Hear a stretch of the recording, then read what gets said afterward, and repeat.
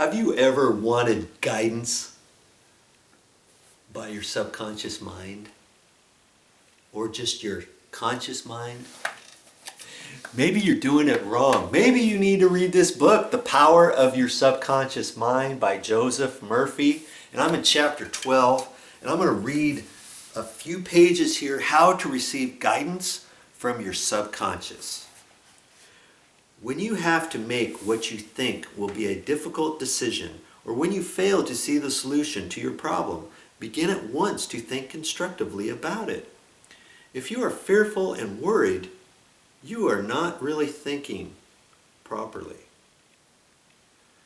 True thinking is free from fear. Here are the steps of a simple technique you can use to receive guidance on any subject. Quiet the mind and still the body. Tell the body to relax. It has to obey you. It has no volition, initiative, or self-conscious intelligence. Your body is an emotional disc that records your beliefs and impressions. Mobilize your attention. Focus your thought on the solution to your problem. Try to solve it with your conscious mind. Think how happy you would be about the perfect solution. Sense the feeling you would have if the perfect answer were yours now. Let your mind play with this mood of happiness and contentment in a relaxed way, then drop off to sleep. When you awaken, if you do not have the answer, get busy with something else. While you are preoccupied with something else, it is possible that the answer will pop into your mind. In receiving guidance from the subconscious mind, the simple way is the best. Here is an illustration. I once lost a valuable ring that was a family heirloom. I looked everywhere for it, but it was nowhere to be found. I was worried and distressed by the loss. That night, I talked to my subconscious mind in the same way that I would talk to anyone. Before dropping off to sleep, I said to it, "You know all things. You know where that ring is, and you now reveal to me where it is."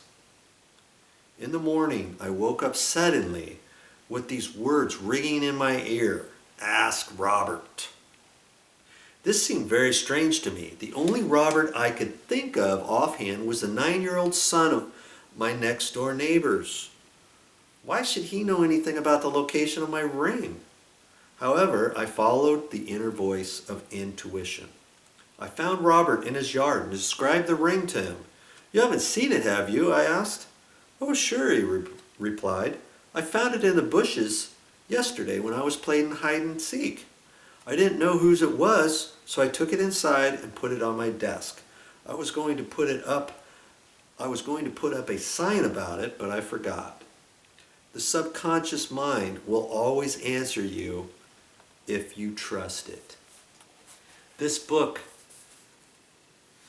will give you all kinds of ways to be a better person. If you just think about it, you can change your life just by changing the thoughts you put into your subconscious mind. Get this book, will you? Change your life, change your thoughts. That's as easy as it is. That's all I got for this time, but I'll be back with more videos.